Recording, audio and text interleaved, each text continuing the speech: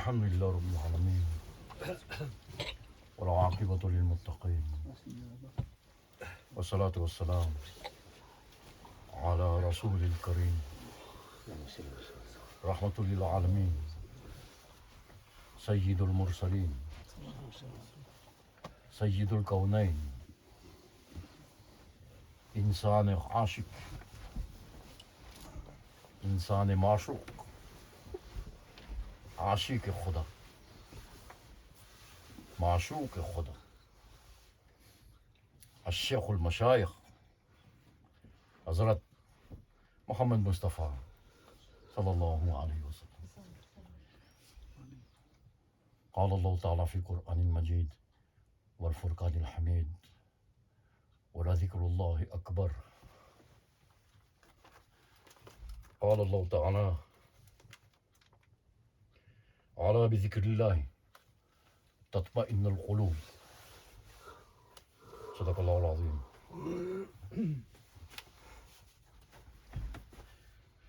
Tout de suite une petite traduction de ce que je viens vous lire du Coran. Enfin traduction. Ils ont un certain sens que chacun peut comprendre. Et aussi bien sûr ce qu'on peut, le commentaire que l'on peut en donner. Voilà zikrullah akbar. Et certes, le zikr d'Allah est le plus élevé. Le souvenir de Dieu est le plus élevé. Ala bi zikrillah tatma'inna al-qulub. Vous ne trouverez, en substance, vous ne trouverez la sérénité du cœur que dans le zikr d'Allah, que dans le souvenir d'Allah. Alors, a priori, tout le monde pense que c'est le zikr que nous faisons. Nous pensons à Dieu, nous pensons à Allah, nous pensons au divin, nous nous concentrons, nous nous asseyons dans un coin, nous faisons la prière, etc. Nous faisons le zikr d'Allah, alhamdulillah, bien sûr. Nous pensons à lui, nous lisons son livre, nous pensons à lui, nous prononçons son nom, etc. Okay. Ça, c'est le premier niveau. Maintenant, moi je suis un étudiant, n'est-ce pas? Et je mourrai étudiant, Inch'Allah. Alors un étudiant a le droit de faire ce qu'on appelle un ta'wil. Un ta'wil, c'est un commentaire. Interprétation. Commentaire, voilà. Alors quand on dit que, certes, le souvenir de Dieu est le plus élevé, moi je ne comprends pas que c'est mon souvenir. Mon souvenir à moi, il est tout ce que vous voulez, mais sauf authentique. Il est bancal, il y a de l'oubli dedans. Par contre, le souvenir de Dieu, le souvenir que Dieu pratique, le zikr que Allah fait, j'ai le droit de penser ça, non? C'est cela qui est le plus élevé. Et ensuite, vous ne trouverez la sérénité du cœur que dans le zikr d'Allah. Bien pendant 40 ans, j'ai fait du zikr d'Allah, je continue à en faire, bien sûr. Mais en pensant, en ressentant que c'est mon zikr, c'est mon effort qui va m'amener vers Allah, ressentir le divin, permettre au divin d'entrer en moi. Pendant 40 ans, j'ai fait ces efforts-là. Aujourd'hui, c'est l'inverse. Aujourd'hui, c'est moi qui dis, alhamdulillah, que je n'ai trouvé la sérénité du cœur qu'en entendant le son, qu'en entendant le zikr qu'Allah a fait. Alors comment il fait ça, moi je ne peux pas vous dire. Chacun a son ressenti. Mais il faut entendre. Il faut entendre. C'est un son. Dans le tasawwuf, on appelle ça le sawt et sahamat. Ceux qui connaissent l'arabe. C'est un son. Mais un son qui est dans le silence. Quel silence? Vous savez, le silence, il y a beaucoup de bruit dans le silence. Le vrai silence. C'est un son qui vient du silence, qui se fait dans le silence. Donc, ala bi zikrillah tatma'inna al-qulub. Eh bien, vous ne trouverez la sérénité du cœur qu'en laissant pénétrer le son d'Allah en vous.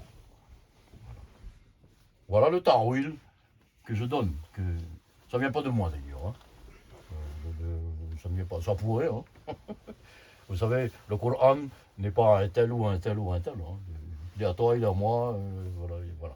je comprends, je ressens du Coran, et ce qu'Allah veut bien mettre, ce que le divin veut bien mettre dans mon sir, on en parlera un petit peu, hein, dans mon cœur, en fait de sensations. Hein.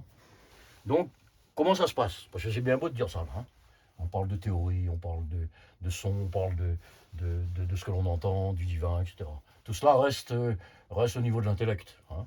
C'est formulé, on est obligé. Alhamdulillah, l'intellect, la raison, ce sont des outils merveilleux. Hein. D'ailleurs, pour expliquer l'au-delà de la raison, ben, il faut la raison.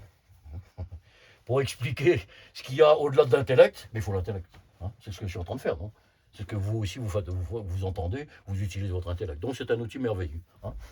Donc, mais comment ça se passe dans la réalité? Qu'est-ce que ça veut dire, ça? Hein. Entendre le zikr d'Allah, entendre la voix d'Allah, entendre le son d'Allah, hein. Entendre ce que Allah veut bien, ce que le divin veut bien manifester de lui en nous, dans cet univers, dans la moindre créature, dans le moindre être humain, dans la moindre pierre, dans la moindre terre, dans le moindre animal, hein, dans la moindre étoile, hein, dans tout cet univers magnifique, eh bien, le son d'Allah est là. Hein, le son d'Allah. Maharoum, hein, il disait, mais d'où vient ce son de l'ami? Ceci, Yahweh Dost. Donc, comment ça se passe? Hein.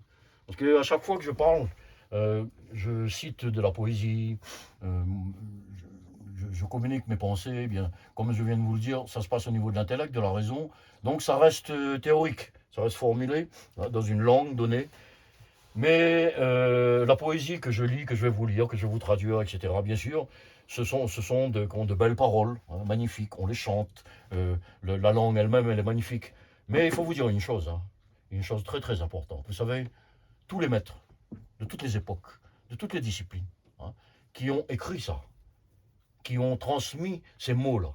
Ce n'est pas que de la belle poésie. Ce ne sont pas que des belles paroles. C'est leur propre état intérieur. Hein. C'est leur propre état intérieur qu'ils décrivaient. Hein. Et ça, c'est très important. Hein. Donc, comment faire? Comment faire pour entendre ça? Où ça se passe? Eh bien, ça ne peut pas se passer uniquement dans la raison. La raison, comme on dit, c'est un petit vélo dans la tête qui pédale. Hein. Donc, bah, le petit vélo, il va pas loin. Hein. Mais bon, voilà, il rend quand même son service.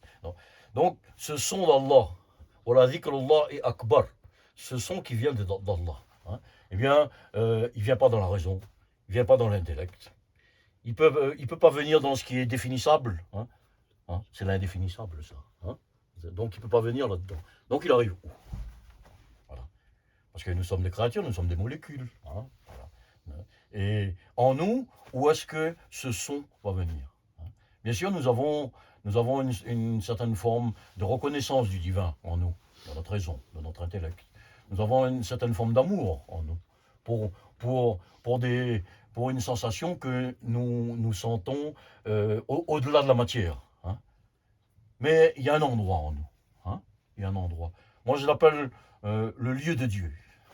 C'est l'endroit de Dieu.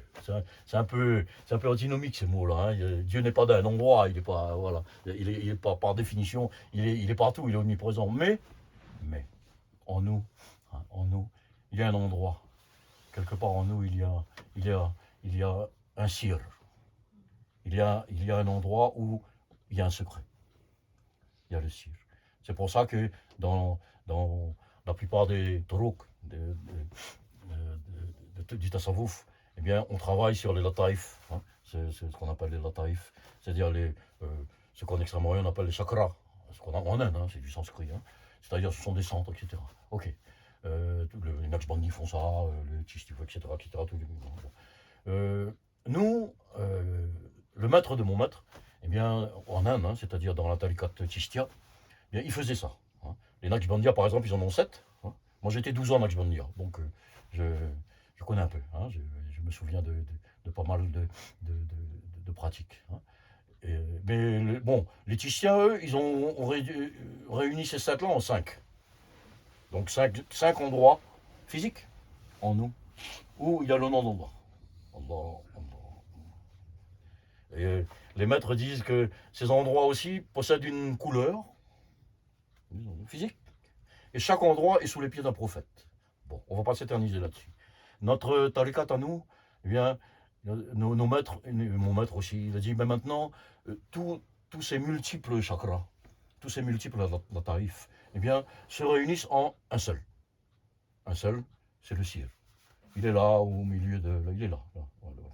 Il y en a ici, il y en a partout, hein, mais c'est fini ça. Hein. Il est là, il est là. À un moment donné, il y a quelque chose de physique hein, qui s'ouvre là. Hein. On peut dire, ben, il y a un œil là. Cet œil me regarde. Et donc, ce son d'Allah que je viens de vous annoncer, hein, eh bien, vient là.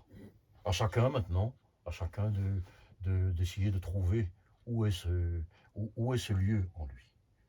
Alors, moi je dis toujours, j'explique quelque chose. J'explique qu'il faut trouver ce lieu où Dieu va s'installer. Hein, ce lieu en nous, ok? Où le divin va s'exprimer. D'accord? Mais ce lieu, eh bien, est-ce que je peux faire un effort pour le trouver? Hein. Moi je suis en train de vous le dire, donc dans la raison, vous m'entendez. Vous comprenez ce que je dis, hein, dans votre intellect. Hein. Mais il faut savoir, en même temps, je dis que tout en sachant que ce lieu est, EST, est là, existe, en chacun de nous, ce lieu est là. Et qu'en même temps, il faut y penser, c'est-à-dire y penser déjà, c'est faire un effort. Hein, c'est faire un effort pour essayer de situer, on va dire, de situer ce lieu-là. Même si je vous dis tout cela, hein, il faut faire ça. Et en même temps, je vous dis que ça ne sert à rien. Ça sert à rien. Pourquoi? Eh bien parce que, je viens de vous le dire, ce n'est pas notre raison, ce n'est pas notre intellect, ce ne sont pas nos efforts qui vont donner ça. C'est lui. Alors il faut demander. Demander bien sûr.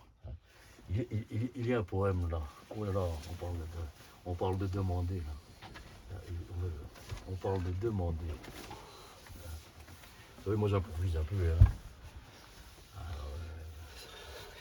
Ça, c'est un poème en ourdou. Hein. Vous savez, les langues dans lesquelles je trafique là, c'est le ourdou, hein, qui est le hindi, langue de l'Inde. C'est la même langue. Bon. L'ourdou, le farsi, le persan. Et ce niveau de poésie, de persan, et il faut connaître un peu d'arabe quand même le temps. Hein, parce que on s'emmerde pas trop dans ces langues-là. Quand on a un concept un peu philosophique, mystique, un peu compliqué dans ces langues-là à exprimer, on s'emmerde pas. On parle le mot en arabe, paf, on met dedans, parce qu'en arabe, c'est déjà là. L'arabe est déjà une langue qui est suffisamment riche. Tandis que des langues comme l'ourdou ou le farsi, c'est un peu comme l'anglais, ce sont des langues très simples, très faciles. Voilà. Alors ce cheikh-là, qui était un ami de mon cheikh, hein, il disait Koi muji se pucho, koi muji se pucho. Certains me demandent Koi muji se pucho. Mais qui a manqué? Certains me demandent mais qu'est-ce que tu demandes? Hein. On parlait de demander tout à l'heure, demander à Allah. Certains me demandent mais qu'est-ce que tu demandes à Allah? Mais apne Khoda, c'est moi, à mon Khoda, à mon Allah, à mon divin, à mon Dieu. Khoda manqué. Je demande Dieu. Allah, je demande Allah. Et bon, je continue. Je continue. Wo ojai. Wo ojai mera. Wo ojai. Lui, mera. C'est moi. Lui, wo ojai mera. Mais ojaon. Oscar. Et moi, je suis lui. Vous savez de qui je parle là? Entre nous. Entre là. D'accord?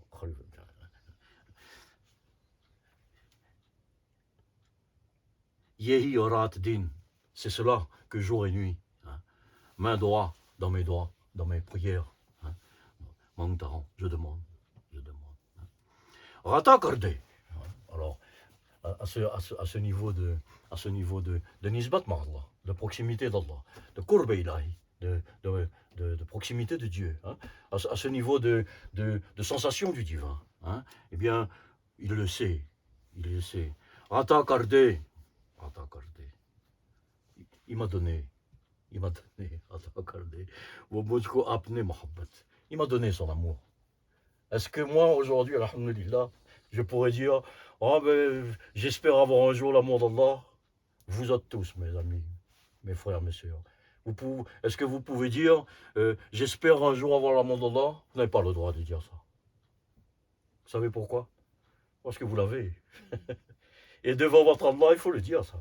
Et Allah, je sais, quel ingrat je serai? Quel ingrat je serai? Si aujourd'hui, après tout ce que tu m'as donné, qu'est-ce que je dis? Ah ben, j'en veux encore, tu m'as pas donné assez, ou alors, ben, c'est pas possible. Hein? Donc lui, il dit, le cher, il dit, attends, Cardé, tu m'as donné ton amour. Voilà. Et, mais on sait que si wa, coach or nehi mongtao. Mais on sait. Et à toi, je ne peux plus rien demander. Je ne peux plus rien demander. Donc voilà un cher, qui, moi je vous dis, il faut demander. Et en même temps, je dis, mais je ne peux plus rien demander. Hein? Vous savez, en arabe, le mot droit et le mot darwa, c'est la même racine. Hein? On dit droit, c'est la prière. Oh mon Dieu, donne-moi de l'argent, ben il faut. Hein. Donne-moi la santé de mes enfants, alhamdulillah, il faut. Ok, c'est une chose ça. Hein, c'est moi vers lui. On dirait c'est une dualité ça. Hein. On dirait il y a deux personnes là. Moi je suis là, lui il est là-bas. Bon, enfin bref. Bon, ok, droit. Ça c'est un droit. Mais darwa, c'est la même racine. Darwa, c'est quoi? C'est Inviter. l'appel? Oui, l'invitation. L'invitation. Alors qui fait qui fait le darwa? Oui, moi je fais le darwa. Je dis Allah, viens. J'invite Allah. Bon, c'est lui qui fait le darwa. Darwa ilallah. Darwa ilallah, c'est Allah qui fait la darwa. Donc, je demande. Mais mon cher disait, la plus grande richesse que je peux avoir en ce monde, c'est l'amour d'Allah. Rabbana atina fid dunya hasana. Quel est le plus grand hasanat? Quel est le plus grand bienfait qu'on peut avoir sur terre? Rabbana atina fid dunya hasana. Wa fil akhirati hasana. Le plus grand hasanat, le plus grand bienfait qu'on peut avoir sur terre, c'est l'amour d'Allah.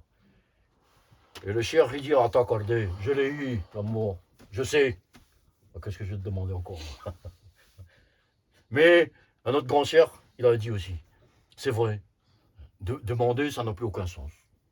Je vais demander à Allah, et lui, il sait mieux que moi ce dont j'ai besoin, non? Donc demander n'a aucun sens. Mais le cher, il continue, il dit, mais demandez quand même. Voilà, c'est tout. Voilà. C'est comme un enfant, qui est devant sa maman lui montre une sucette. Voilà. Il sait que sa maman va lui demander la sucette. Il va lui donner. Il pourrait se taire, mais il demande. Nous sommes ainsi devant. Voilà, une petite digression pour vous dire que ce son d'Allah, hein, eh bien, il arrive dans le ciel. Hein, il arrive dans le ciel. Hein. Et pour trouver cet endroit, ce lieu de rencontre hein, avec le bien-aimé. Hein. C'est pour ça que dans la poésie persane, c'est rare qu'on dit Allah, tout ça, etc. On parle, il y a une terminologie d'amour érotique. Hein. C'est mon bien-aimé, c'est mon ami. C'est celui qui vient me rendre visite dans ma nuit. Dans la nuit, j'allume ma chandelle. C'est le poème, c'est le poème de mon maître, ça. Dans ma nuit, j'allume une chandelle. Quelle nuit? La nuit de ma vie. La nuit de mon dunya. La nuit de ma saleté. La nuit de mes fitnas. Hein? La nuit de mon intérieur infidèle. Hein? Dans cette nuit-là, une petite chandelle. Voilà. La chandelle, c'est encore lui qui donne le feu. Et là, j'invite Allah, Allah, viens. Voilà. Viens dans la nuit me rendre visite. Hein. Et mon cher, il continue, il disait, mais quand tu vas venir me voir, hein, il est quelque part là, quand tu vas venir me voir, hein, tu auras le poignard hors du fourreau. C'est une image, hein, le poignard hors du fourreau. Hein, et tu vas vouloir me prendre ma vie parce que je suis un esclave, je suis ton esclave. Hein. Et moi, je dis, mais c'est pas la peine, regarde, j'ai ma tête. Ma tête est dans ma main et je danse. Voilà quels étaient les hommes que j'ai fréquentés. Il dit, mais je suis en train de danser avec la tête dans ma main. La tête, c'est quoi? C'est tout ce qu'il y a de plus noble en nous. C'est l'endroit où il y a la pensée, hein, où il y a la raison. Hein. C'est ça que je coupe. Hein. Quand on fait la salat, la tête, on met par terre. Le symbolique, c'est quoi? Hein. Tout ce qu'il y a dans ma tête, dans mon esprit, ce dont j'en suis fier. Je suis fier de mon érudition, je suis fier de mes études, je suis fier de mon intellect. C'est tout ça que je coupe. Hein. Et je suis là, et je danse. Alhamdulillah. Donc, demandez. monter. Hein. Mawlana Haroum le dit, hein, il décrit cet état. Vous savez que nous, nous parlons de Dieu, nous parlons du divin, mais le centre de notre étude, c'est le Masnaoui. Hein, le Masnaoui Sharif, hein, le Masnaoui de Mawlana Jalaluddin Rumi du XIIIe siècle. Et Haroum, il donne cet état, il décrit souvent ça, l'état de celui qui est arrivé à Allah. Imaginez ce waliullah, cet ami d'Allah, qui est dans cet état-là. Dans cet état où il n'est plus là, hein, où il n'est plus lui-même. Hein, il n'existe plus, en fait. Voilà. Haroum le dit, il parle du son aussi. Il dit Behis, au bé gauche, au bé fikrat shawid. Ceux qui connaissent l'arabe, là. Behis.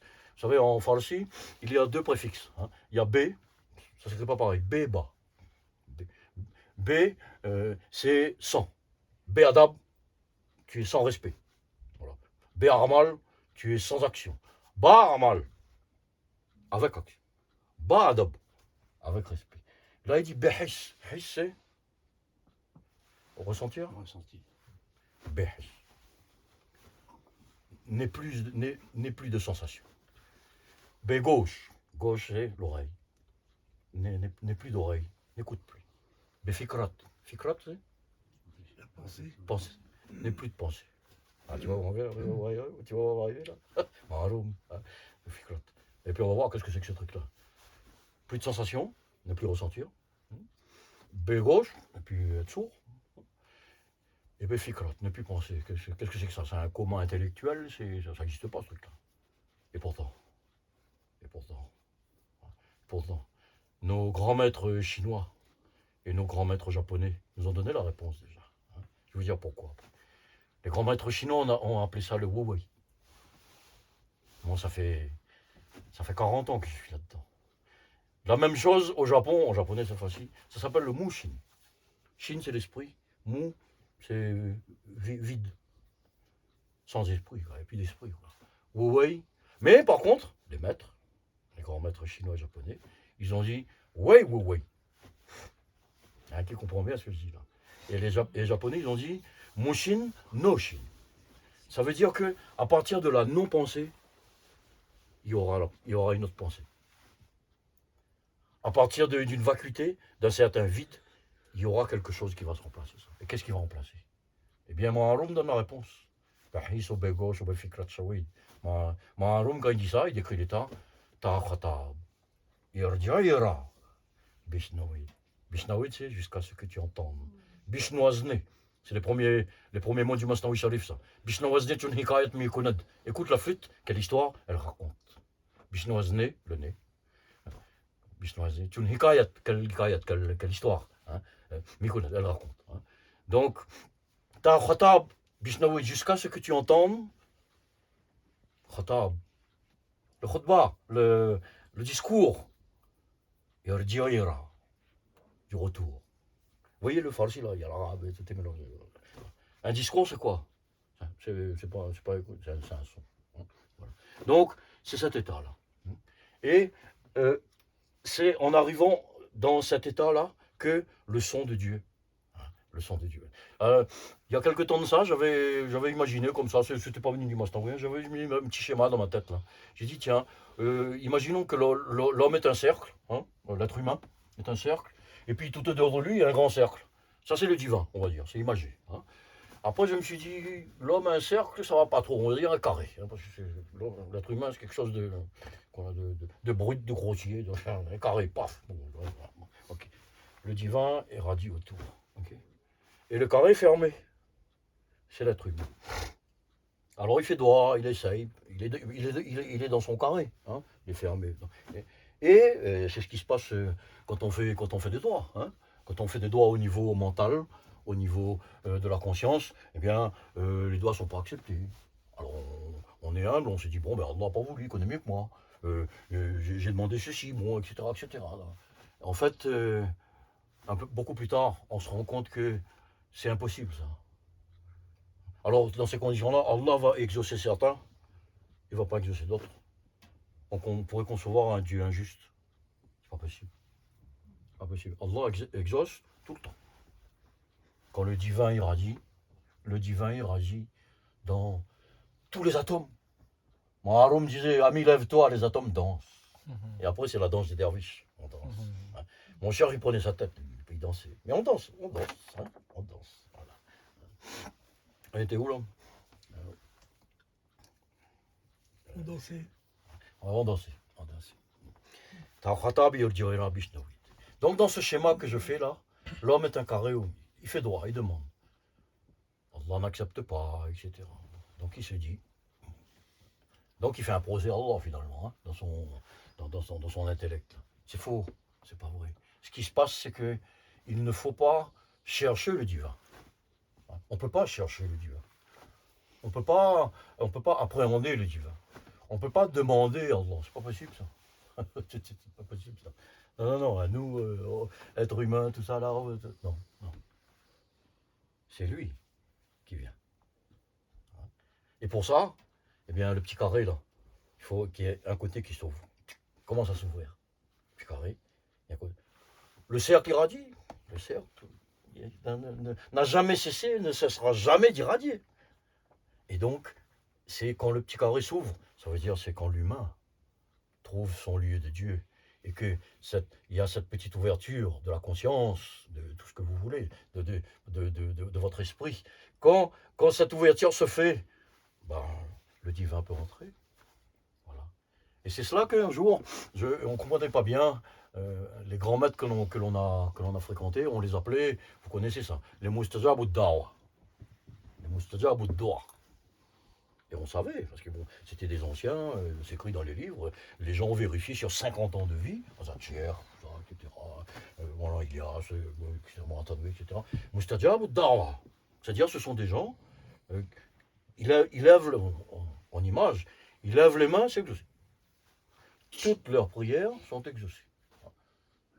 Quand j'étais étudiant en Inde là-bas, mon cher qui vivait dans la forêt là-bas, il avait un khanka comme ça, il avait une zarbiya, un ashram.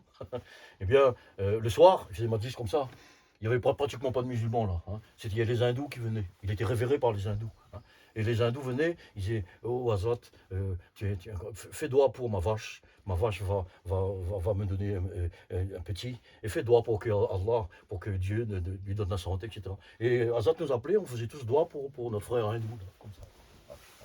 Donc, on ne peut pas prétendre à capter le divin.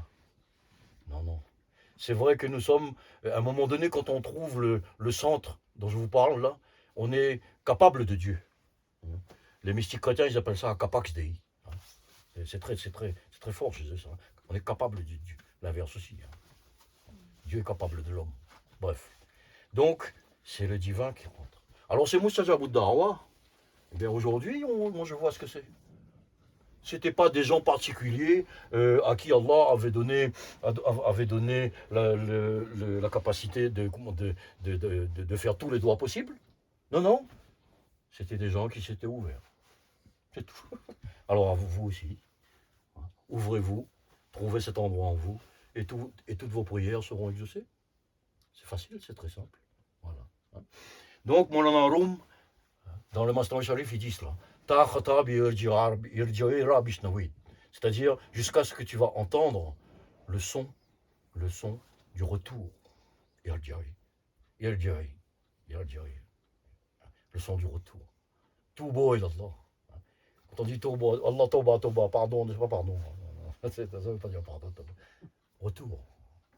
Retour vers Allah. C'est pour ça que mon Antanoui disait, en fait, le cher de notre cher, je ne l'ai pas connu, il disait qu'en fait, pour avancer vers Dieu, avancer c'est une image, pour aller vers Allah, eh bien, il ne s'agit pas d'acquérir des qualités, des ibadat, des adorations, des connaissances, etc. Au contraire, il faut enlever. En Antanoui, il faut enlever tout, il faut enlever. Ce que certains maîtres en Occident appellent le désapprentissage, par exemple. Vous savez, je suis passé par là. Désapprendre, j'ai cru, moi, que c'était l'oubli. C'est pas l'oubli. Ça peut pas être l'oubli. Le désapprentissage, c'est autre chose. Voilà. C'est un cadeau d'Allah aussi, ça. C'est un tawfiq.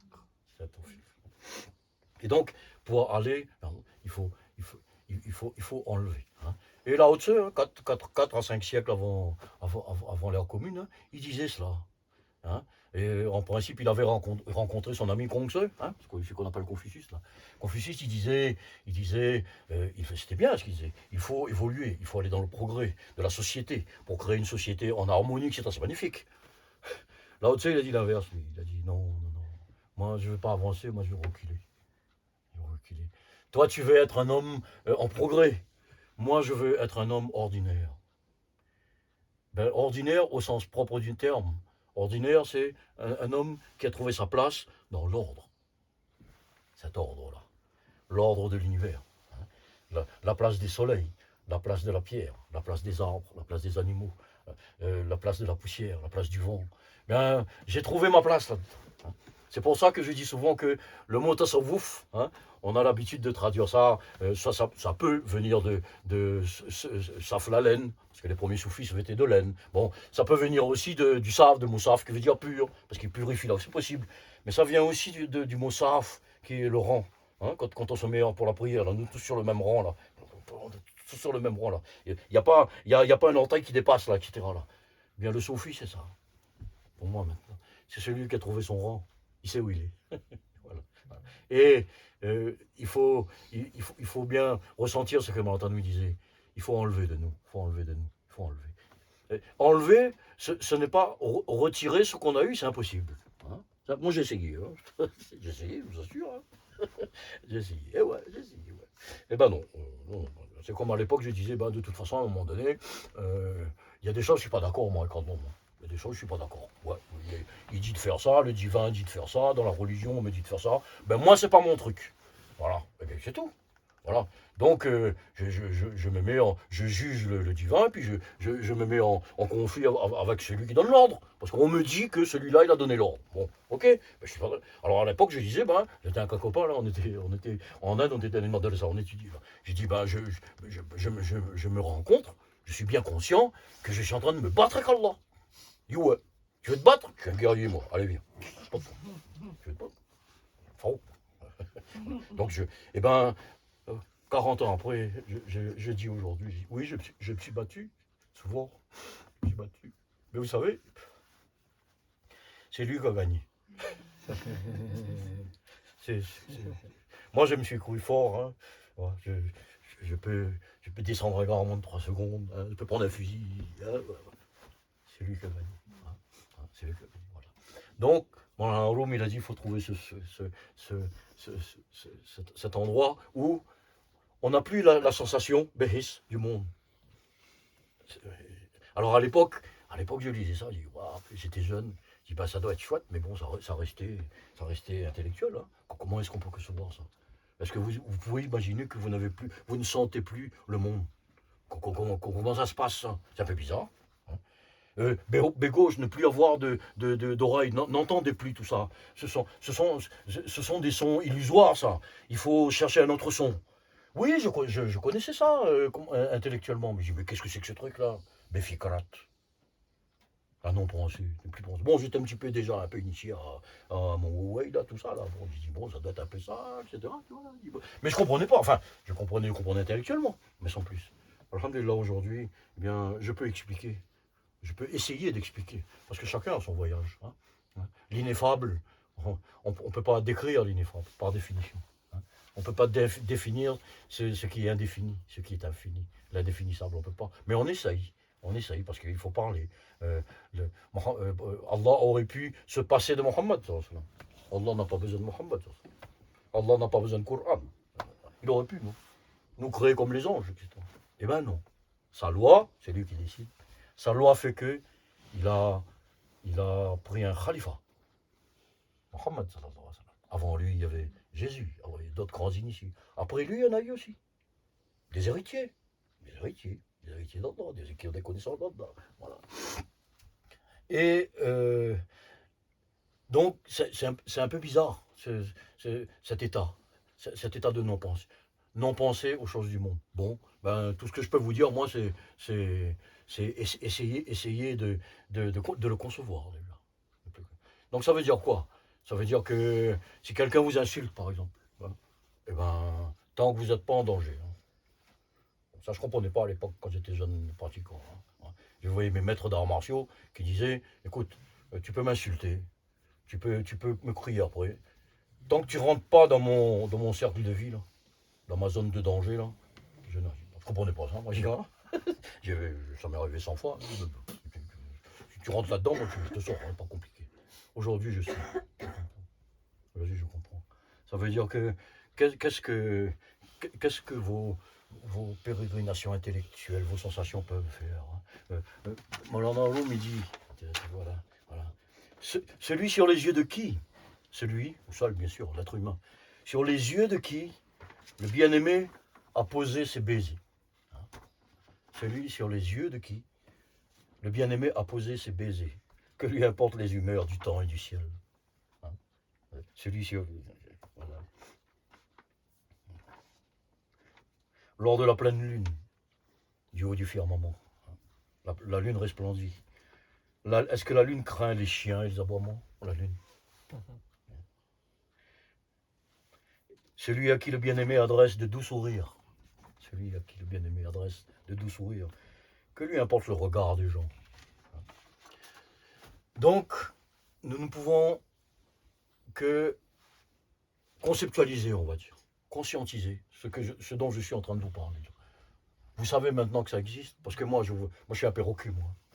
Moi, je vous répète ce que j'ai entendu, que mon vieil ami, qui est parti maintenant, a entendu de son vieil ami à lui, hein, etc. Mais par contre, ce vieil ami là, c'est pas pour rien que j'emploie le mot ami. Il a dit un jour, et la première fois qu'il a dit ça, c'est là que j'ai compris, il dit, c'est toi que je cherche.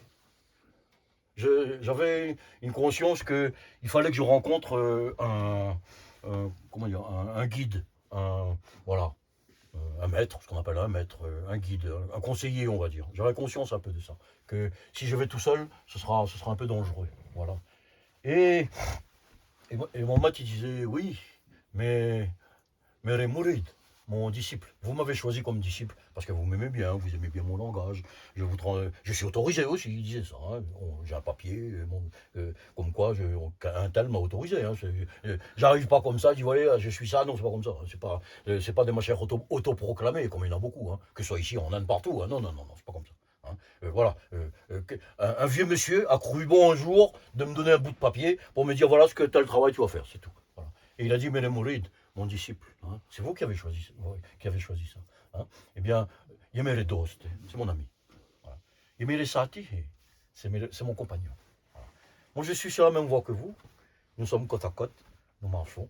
Bon, je suis un peu plus vieux que vous. Voilà. Je vois une pierre là, toi tu es jeune, je dis écoute, donne pas un coup de pied là-dedans, parce que ça va te faire mal. Voilà. Et puis tu vois, on va avancer côte à côte. Et tu vois, la route est là, hein, mais il y a plein de chemins qui vont partout. Il y a des ruelles qui partent par ici, tu peux essayer ça, tu peux essayer si tu veux. Mais moi, je suis vieux, je te le dis, n'y va pas. J'ai été, moi. Je sais ce qu'il y a là-bas. N'y va pas, ça vaut pas le coup. Alors, viens à côté de moi. Alors toi, tu vas vouloir aller un petit peu voir. Oui, mais je suis jeune, j'aimerais bien voir, etc. Je vais t'attendre. Je vais t'attendre un peu. Je vais t'attendre quelque temps. Mais, passe-toi. Parce que moi, ma route est là-bas. Moi, je pars. Voilà. Alors, je vais t'attendre un peu. Voilà. Et donc, quand on arrive à cet état-là dont je vous parle, là, trouver l'endroit intérieur où on va entendre le son de Dieu. Vous savez, le corps humain, c'est comme une caisse de guitare. Là. Je suis guitariste, moi, pour les images que je connais. Les gens qui sont flûtistes vont dire, ben, nous sommes comme la flûte, comme Malanroum, etc. Hein. Nous sommes comme une caisse de résonance. Hein. Qu'est-ce qui résonne là-dedans, hein. On va avoir un petit aperçu tout à l'heure. Allah, Allah, Allah, Allah. Vous pouvez dire aussi Ya Rahman, Ya Rahim, tout ce que vous voulez. Hein, ou trouver votre propre son, tout ce que vous voulez. Mais il y a quelque chose qui résonne dedans. Voilà. Et qu'est-ce qui se passe, hein? Vous savez, quand mon cher disait, quand la lumière vient, ça vient du mot Haroum, ça, où se réfugie la nuit? Quand la lumière du matin arrive, est-ce que la nuit s'en va quelque part? Est-ce que la lumière prend un bâton, il donne des coups de bâton pour l'enterrer? Il lui fait fuir? La nuit fuit? Non. La nuit devient lumière. Hein. Nare, Noure Mishawet.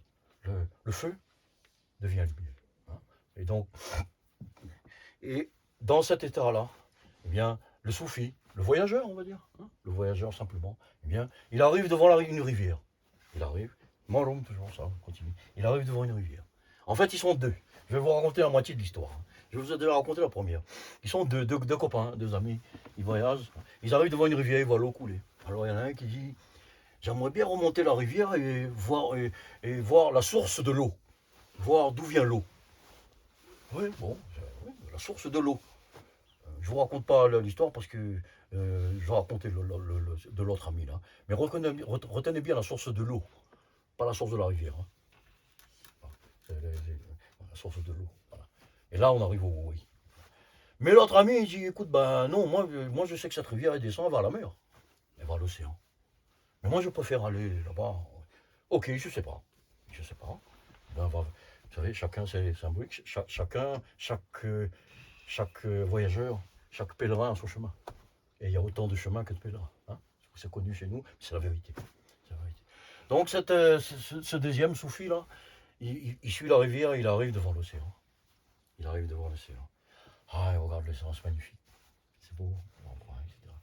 Mais il a peur aussi. Il a dit, il comprend que l'océan, ça ne suffit pas. Oui, il jouit de la beauté de ce qu'il voit, la couleur de la mer, le ciel, les odeurs des embruns. Ça me fait penser à chez moi aussi. Voilà. Bon, et il dit, mais ça ne me suffit pas. C'est bien beau de regarder l'océan, mais je voudrais goûter. Je voudrais goûter à l'eau. Je voudrais entrer dans l'eau, mais j'ai peur. Parce que l'océan, c'est un monde inconnu. L'océan, c'est dangereux. Et donc, il est là avec ses chaussures, là. Voilà.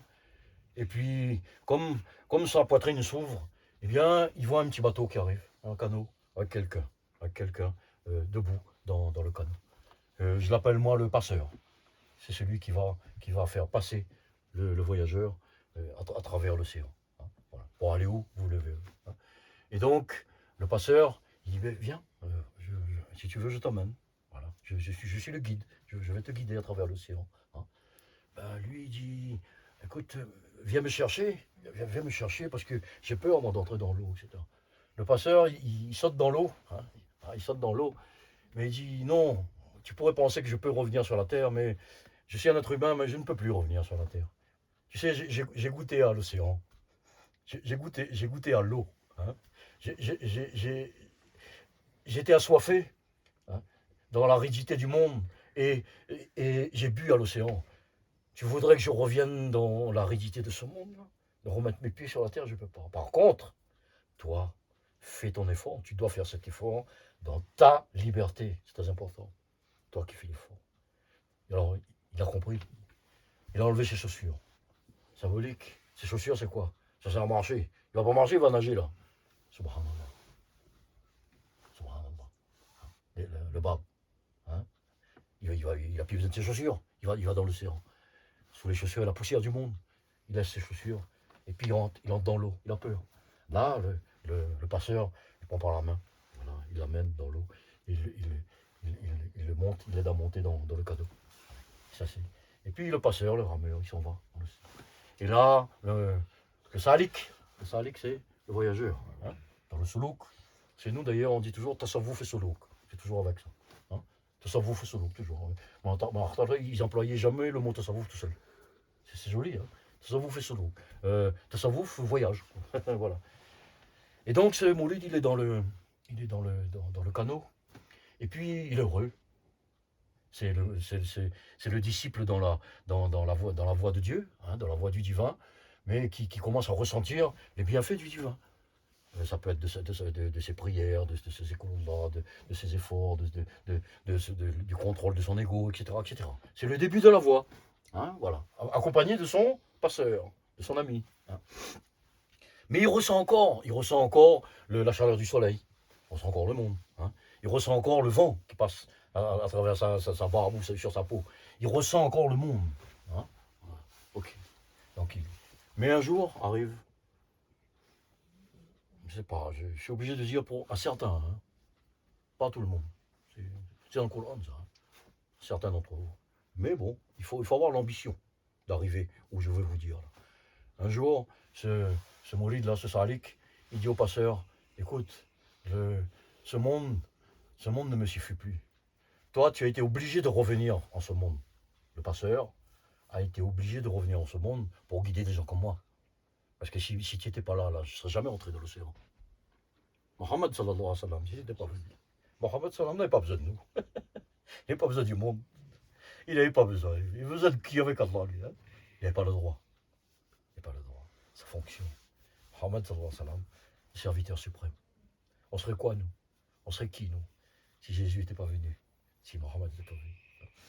Et donc, là, c'est Ali qui dit, mais ça ne me suffit pas, ça, l'océan, la beauté, la chaleur du soleil, ça ne me suffit pas.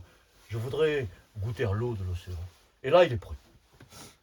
À ce moment-là, il est dans Behis, au gauche, au Fikrat Shawin, dans le Huawei, dans le Mouchin. Ça veut dire qu'il va changer d'état. Il est encore quelqu'un qui sent la chaleur du soleil.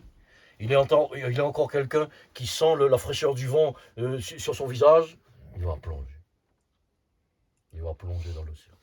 Quelquefois, ça m'est arrivé aussi. Quelquefois, le passeur peut le suivre aussi un certain temps. Parce que le passeur, il connaît. Il vient de là, lui. Seulement, il est obligé de revenir. Hein. Bodhisattva. Bodhisattva. Il est obligé presque d'arrêter son suluk pour venir. Mohammed sallallahu alayhi wa sallam, quand il faisait ses sijdas, hein, jusqu'à tel point que les compagnons croyaient qu'il était mort. Il était où, lui, là, le gars, là, hein? Il était où, lui? Il avait besoin de revenir? Eh ben ouais. Amr. Il a besoin de revenir. Donc le passeur, il vient du fond de l'océan aussi, il lui connaît. Mais il a été obligé de revenir sur le bateau pour venir me chercher moi. Voilà. Mais moi, j'ai plongé. Voilà. J'ai plongé, et là, tout d'un coup, j'ai changé d'état. Ben, je ne sens plus le soleil, je ne vois plus le ciel, je ne sens plus le vent. Oui. Mushin, no shin. C'est-à-dire, après la non-pensée, après le non-être de ce que j'étais dans le monde, il y a l'être, il y a la réalité de ce que j'ai découvert ça. Hein. J'ai rencontré quelqu'un à l'intérieur de moi-même, hein, qui m'attendait, comme un enfant. Voilà, il y avait un enfant en moi, c'était moi, mais je n'étais pas conscient de. Et il m'attendait. Ben, alhamdoulilah. Le maître de la vie a fait que, eh ben, je le côtoie maintenant. Il est avec moi. Voilà. Et donc, j'ai plongé, et bien sûr, j'ai changé d'état. Et là, eh bien, il y a notre spectacle là. Hein. C'est le fond sous-marin, des animaux bizarres, c'est magnifique, etc., etc. Mais pourquoi faire? Eh bien, au fond là-bas, il y avait une huître. Bon, là, c'est bon, ça. Il y a une huître ouverte. Parce que là, l'huître n'a plus besoin d'être fermée. Là. Elle est ouverte. Et au milieu, il y a la perle. Il y avait une perle. J'ai plongé dans l'océan pour aller chercher cette perle-là. Et cette huître, c'est quoi? Cette huître, c'est mon sire, dont je vous parlais tout à l'heure. Hein? L'huître ouverte, c'est mon sire. Et la perle, la perle, c'est le son, on va dire. Je suis musicien, alors j'aime beaucoup les sons, je appelle ça comme ça. Chacun ressent selon son cœur. Hein. La perle, c'est le son. C'est pour ça mon cher disait aussi, vous savez, il y a un mot en français qui... On dit que nous sommes des derviches. Hein. Le mot derviche en français, ça vient du mot dorvaish en farsi. Et le mot, bien sûr, a pris le sens de mendiant. Oui, bien sûr, si moi je suis un mendiant. Mais de quoi? De qui? Hein? Qu'est-ce que je demande, moi, à mon khoda? Hein? Ben, je demande le khoda. Hein? Eh bien, dorvaish, dor, c'est la perle. Hein? Comme la perle. Voilà. Comme la perle. Voilà. Ben, moi aussi, dans mes petites recherches, j'ai trouvé une autre possibilité de sens. Ça devient un peu des jeux de mots. Mon maître était un grand amoureux des jeux de mots. Avec beaucoup d'humour. Il riait et pleurait en même temps tout le temps. Hein. Et il faisait des jeux de mots comme ça sur 5, 6, 7 langues. Hein. C'était un grand érudit. Hein. Moi, j'en connais 2, 3 comme ça. Je fais mon petit machin aussi. Moi, oui, voilà. Alors, Dorvesh, le mot dar en farsi veut dire aussi la porte. Ça donne un nom d'où le mot darwaza, qui signifie la porte. Eh bien, le Dorvesh, c'est celui qui arrive devant une porte. Cette porte, il n'y a pas de porte, hein, mais c'est un seuil. C'est un bâti. Hein, c'est un bâti et un seuil. Voilà. Ben, j'arrive devant la porte, ben, je m'assieds et j'attends. parce que je sais là où je suis arrivé, ben, le reste va suivre. J'ai plus d'efforts à faire. Hein. Et c'est cela que je vous ai chanté la dernière fois, du poème de mon maître là que je suis tombé dessus. Hein. Alors mon maître disait, मुझे कुछ खबर नहीं थी तेरा दर्द क्या है या रब मुझे कुछ खबर नहीं थी तेरे दर्द क्या है या रब तेरे आशिकों से सीखा तेरे संग पर पे मरना तेरे आशिकों से सीखा तेरे संग पर पे मरना मुझे कुछ खबर नहीं थी je ne me serais jamais douté je n'aurais jamais dit que ton dard Mohammed, tes dard kia ya Arab. Oh mon Seigneur, c'était quoi ton amour? Je ne me serais jamais douté. C'est un vieux monsieur qui dit ça. Tout le monde connaît l'amour. Tout le monde. Tout le monde connaît l'amour de Dieu aussi. Tout le monde peut dire intérieurement, même intellectuellement dans la raison, j'aime Dieu. Oh Allah, je disais souvent avant. Oh Allah, je t'aime. Bon. Comme j'aurais pu dire ça à une femme. Comme une femme peut dire ça à un homme. Je t'aime. Hein. On peut, vous savez, il y a une relation très émotionnelle hein, dans la poésie persane entre Allah et nous. C'est normal, nous sommes des humains. Donc nous ressentons des émotions humaines. Hein. On parle de l'ami, on parle du bien-aimé. Hein. Je ne me serais jamais imaginé ce qu'aurait pu être ton amour. Alors Dard c'est spécial. Dard c'est pas ishq. C'est pas hub. C'est pas mohabbat. C'est dard. Dard, ça a une notion de douleur. De douleur de la séparation. De la séparation. La dard, je ne me serais jamais douté de ce que c'est. Alors qu'est-ce que c'est que ce dard? Qu'est-ce que c'est? Il le dit juste après, mon cher. Il le dit. Hein. Je l'ai appris auprès de tes grands amours. J'ai appris ce que c'est que ce dard auprès de tes grands amours. Et qu'est-ce que c'est que ce dard? J'ai appris auprès de tes grands amoureux ce que c'est que venir mourir sur ton seuil. Vous savez, cette image, on la trouve partout, hein, dans les livres. Ce que c'est que venir mourir sur ton seuil. Voilà. Alors, mourir sur ton seuil, c'est cet état-là dont je vous ai parlé. Quand on arrive à là, bien, il n'y a plus d'effort à faire. Il n'y a pas seulement la non-pensée, il y a le non-effort aussi. Hein, le non-effort, c'est ça que je parle. Donc on était parti sur ce son de Dieu hein, et trouver l'endroit où cela va se faire. Qu'est-ce qui va se passer? Vous savez, je viens de parler d'amour. Qu'est-ce qui va se passer dans ce cire? Comment sera l'amour dans ce cire? J'essaie de vous décrire un peu ce que je ressens, hein, simplement. Hein. Qu'est-ce que sera? Est-ce que dans ce cire, dans cet endroit secret de moi, hein, chacun a le sien, hein, est-ce que cet amour prend la même valeur que ce qu'on ressent habituellement? L'amour que l'on ressent habituellement, c'est un amour humain, c'est émotionnel, c'est beau bien sûr, hein, que ce soit pour un animal, ses enfants, un homme, une femme, peu importe, hein, ses parents, etc. Ouais. Mais cet amour,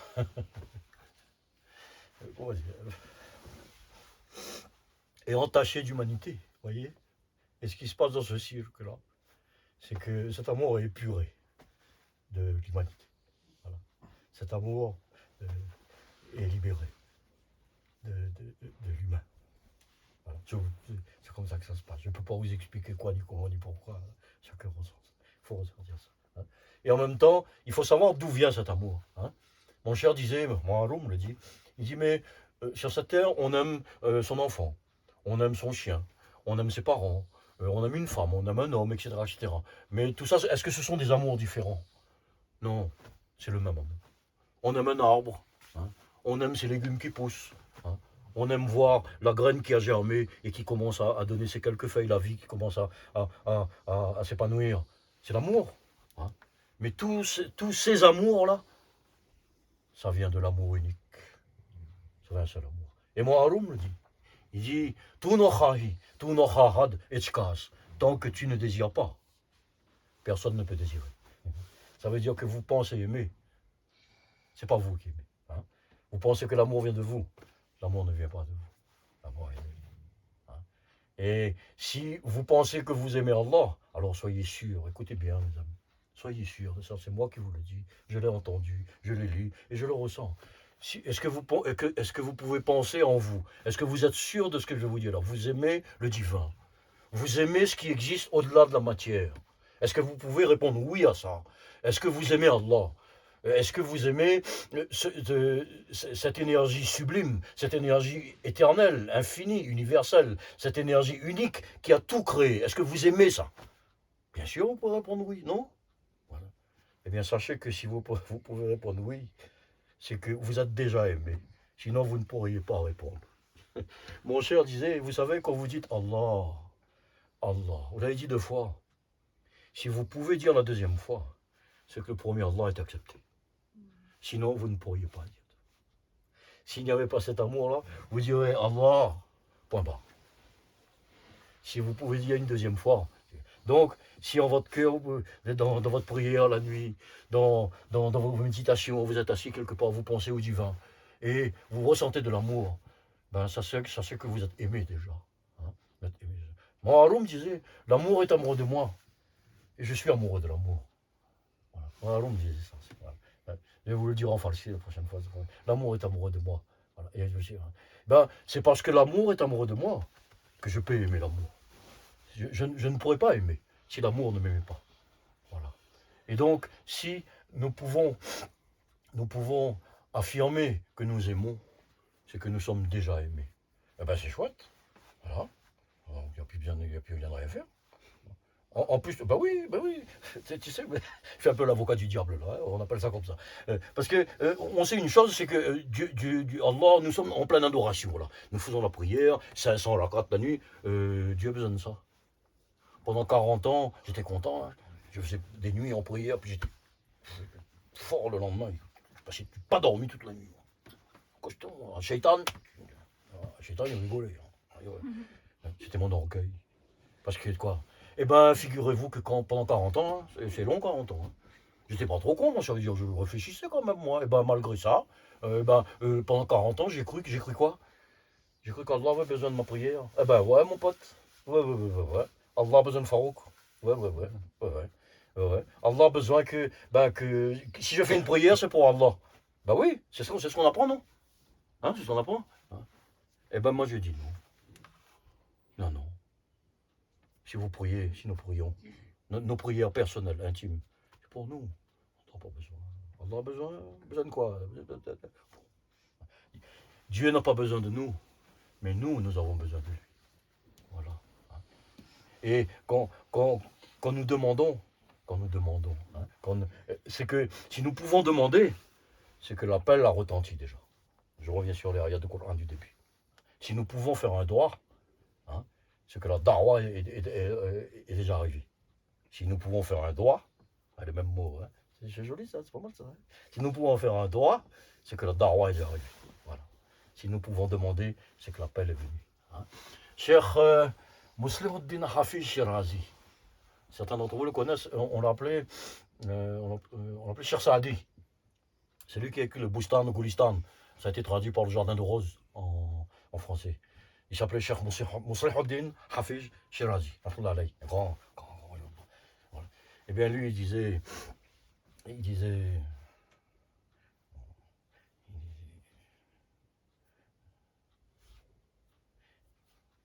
Bon, ça viendra. Donc, c'était pour vous dire que le chemin est là, d'accord? Le chemin est là. Le passeur est là. Hein, le passeur est là. Le passeur, c'est l'ami. Hein. Et donc maintenant, eh ben, il faut enlever ses chaussures. Il faut oser, avoir le courage. Il faut du courage. Il faut du courage pour prendre la voie. Hein. Il faut oser mettre les pieds dans l'eau. Hein. Parce que quand vous allez mettre les pieds dans l'eau, vous allez quitter la terre. Alors ça correspond à quoi en nous, ça? Ça correspond à ce que nous sommes toujours un corps humain. On a besoin de l'air pour respirer et tout, même dans l'eau. Mais nos pieds ne sont plus sur la terre. Nos pieds sont dans le bateau.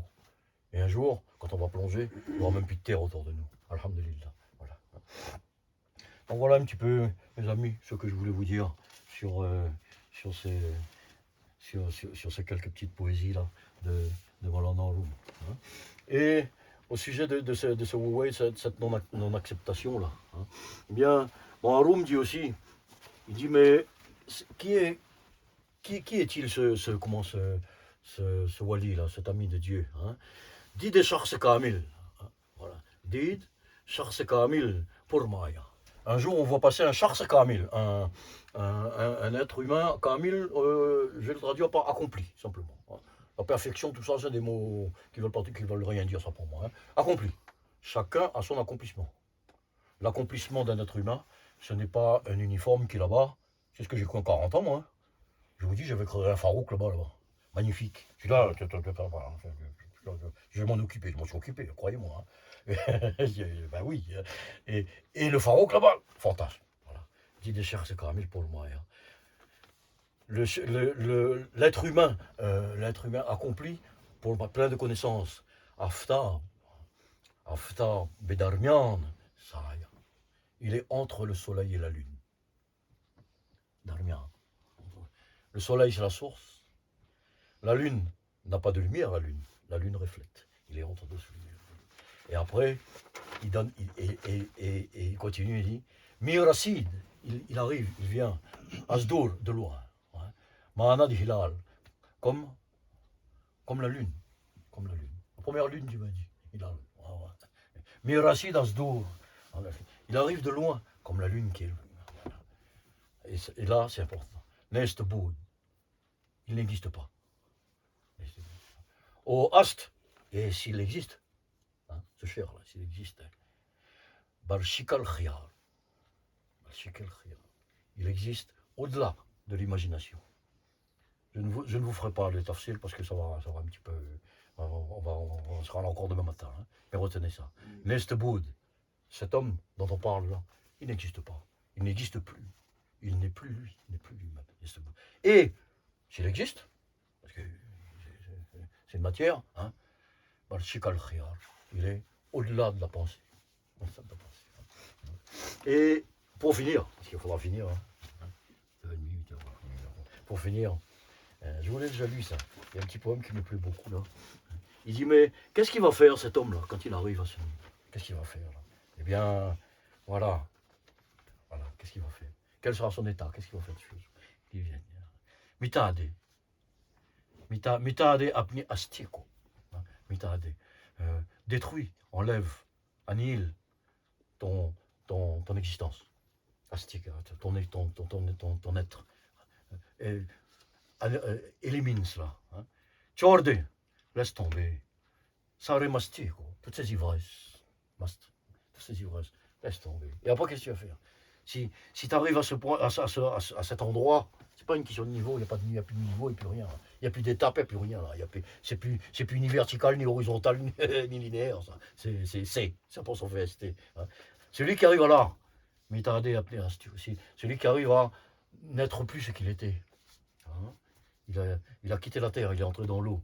Celui qui a laissé tomber toutes ces ivresses. Eh bien, Basti, de village en village, tu vas dire Allah, Allah, Allah. De village en village, tu vas aller en seconde. Et puis tu vas dire Allah, bah, c'est tout. Voilà. C'est tout ce qui va rester. Voilà. Bon, pour finir, comme d'habitude, on va faire une danse, hein, on va danser. Il n'y a pas assez de place dans l'espace, mais dans vos cœurs, il y a la place pour la danse. Dans votre esprit, hein, dans vos sensations. Hein. La danse, Haroum disait, c'est la danse des atomes. Hein. C'est une danse. C'est un mouvement, hein, le mouvement de l'espace. Hein. Voilà. Eh bien, on va simplement faire 5 minutes de zikrullah. Hein. Alors, le zikrullah, c'est simplement un son qu'on va répéter. Hein. On appelle ça aussi un mantra, hein, pour les gens qui connaissent pas trop l'arabe. Les chrétiens appellent ça des litanies aussi. C'est un zikrullah, c'est-à-dire c'est quelque chose qu'on répète. C'est un mantra, simplement. Alors, c'est un son, toujours pareil. Hein, c'est un son. Alors, ce sera Allah, Allah, Allah. Nous, on appelle ça le zikr lisan, hein, le zikr de la langue. Hein. Et en même temps, de ce zikr lisan, il y a le zikr khafi. C'est-à-dire, en même temps que la langue prononce le nom d'Allah est dans le cœur.